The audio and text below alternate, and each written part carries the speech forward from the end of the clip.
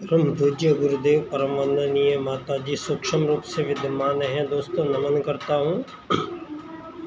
मानव मात्र को प्रणाम करता हूँ।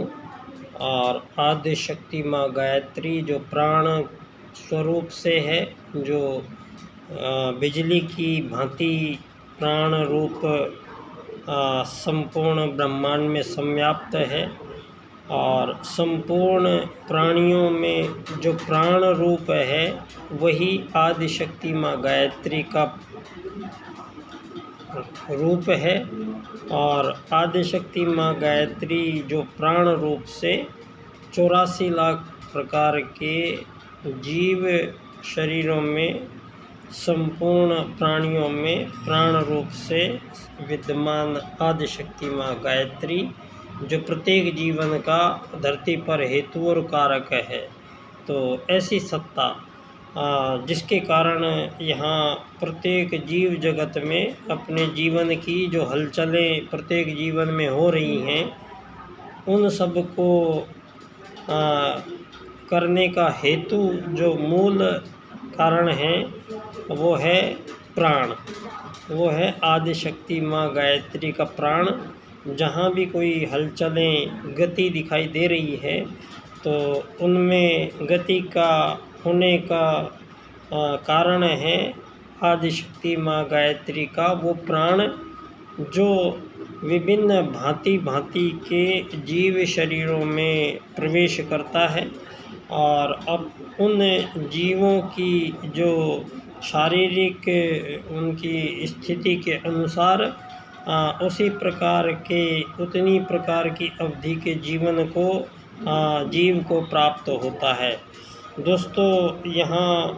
84 लाख जो प्रकार के जीव शरीर हैं, ये सभी एक ही तत्व से बने हैं, उन्हीं अग्नि जल पृथ्वी वायु और आकाश से बने हैं। अब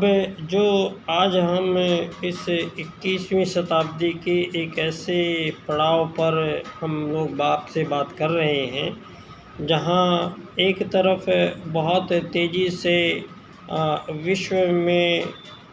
विश्व विनाश की जो लीलाएं घटित हो रही हैं, वो बहुत तेज़ी से ये दिखाई देता चला जा रहा है कि बहुत ही शीघ्रता के साथ जैसे सारी धरती ये एक आग का गोला बन जाएगी और संपूर्ण मानव के साथ साथ संपूर्ण जीव जगत इस पृथ्वी से हमेशा के लिए विदा हो जाएंगे। ऐसी स्थितियां परिस्थितियां बहुत तेज़ी से चारों तरफ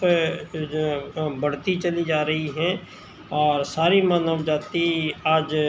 परेशान है कि मानवों के द्वारा जो इन पिछले 1000 वर्षों से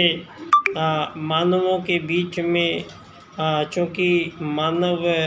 जब धरती पर आता है तो वो एक छोटा बच्चा ही होता है, कोरी किताब होता है। तो उस छोटे बच्चे को आप क्या सिखाओगे, क्या उससे काम करवाओगे, ये उस समय का जो ब्राह्मण समुदाय है वो ब्राह्मण के ऊपर ये निष्कर्ष रहता है कि आने वाली पीढ़ियां जो यहाँ पर धरती पर आएंगी तो उनको किन कार्यों के लिए आपको तैयार करना है, कौन सी वो स्थितियाँ परिस्थितियाँ आने वाली हैं जिनके लिए आज को तैयार करना है, और वो कैसे चुनौतियाँ आएंगी जिन चुनौतियों का जवाब तैयार रखना है। तो ये जो हमारा ब्राह्मण वर्ग है दोस्तों, इसकी ये जिम्मेदारी होती है कि आने वाले मानव जीवन के लिए वो उन स्थिति परिस्थितियों में आमूल-चूल परिवर्तन करे। आने लायक मानव जीवन का जो समय है, वो मानव जीवन के लिए जो चुनौतियां धरती पर इस समय प्रकट हुई हैं, ये आज तक की सबसे बड़ी चुनौतियां मानव के समक्ष प्रस्तुत हो गई हैं। जो मानव जीवन के साथ साथ यहाँ 84 लाख प्रकार के और भी जीव जंतु निवास जो करते हैं, उन सब के ही अस्तित्व पर प्रश्न चिन्ह लगाने के लिए, संपूर्ण धरती का सविनाश करने के लिए मानव जाति तैयार खड़ी है। और अपने अपने आग्नेय अस्त्र और भयानक अस्त्र शस्त्रों का निर्माण कर और उनकी तैनाती संपूर्ण विश्व में लगभग हो चुकी है और विश्व एक अंतिम विश्व युद्ध की तरफ बहुत तेज़ी से तैयारी कर रहा है। तो ये भविष्य अब परम पूज्य गुरुदेव का एक युग परिवर्तन काल भी ये चल रहा है, जहाँ एक तरफ विनाश की लीलाएं हो रही हैं तो एक तरफ स्वयं महाकाल के निर्देशन में दोस्तों यहाँ धरती पर युग परिवर्तन का जो ये सूत्र बोला गया है, ये सूत्र दोस्तों किसी साधारण मानव के बस की बात नहीं है युग की बात करना। और यहाँ तो युग परिवर्तन की बात स्वयं महाकाल ने हमारे बीच आकर कल्कि अवतार ने जो प्रज्ञा अवतार के रूप में और युग निर्माण योजना के माध्यम से और इतना विपुल साहित्य लिख कर हमें दिया गया है और संपूर्ण युग को कैसे सतयुगी वापसी की घोषणा परम पूज्य गुरुदेव ने की है। तो परम पूज्य गुरुदेव के 18 सूत्रों को मिला के परम पूज्य गुरुदेव ने आने वाले भविष्य में मानवों के लिए नए युग का नया संविधान जो लिखा है वो संविधान राजनीति का विषय है और वो पंडित दीनदयाल उपाध्याय जी को एकात्म मानववाद के राजनीतिक सूत्र के माध्यम से ये राजनीति में पंडित दीनदयाल उपाध्याय जी ने संपूर्ण विश्व को आज के समय में भावी जो राजनीति का प्रारूप परम पूज्य गुरुदेव के निर्देशन में पंडित दीनदयाल उपाध्याय जी ने संपूर्ण विश्व के सम्मुख अर्थायाम आधारित एकात्म मानववाद का जो राजनीतिक सूत्र प्रदान किया है, उस सूत्र के अनुसार दोस्तों भविष्य में अब संपूर्ण एक युग परिवर्तन होने जा रहा है, जहां मानवों को एक शरीर न मान के एक आत्मा मान के राजनीति के सूत्र निर्धारित होंगे और संपूर्ण विश्व में 7 अरब लोगों को एक ही इकाई एक आत्मा मानते हुए आत्मत सर्वभूतेषु का एकात्मानवाद से और समग्र व संपूर्ण वैश्वीकरणवाद विषय है मेरा टोटल एंड कंप्लीट ग्लोबलाइजेशन। अगर हम इस सूत्र पर आएंगे तो वसुधैव कुटुंबकम विश्व को प्राप्त होगा। तो कहने का मतलब दोनों यहाँ विचार से द्वंद्व चल रहे हैं और परम पूज्य गुरुदेव का निश्चित तौर पे ये हम एक ऐसे समय पर आ गए हैं जहाँ निश्चित रूप से ये युग परिवर्तन का जो 2 सूत्र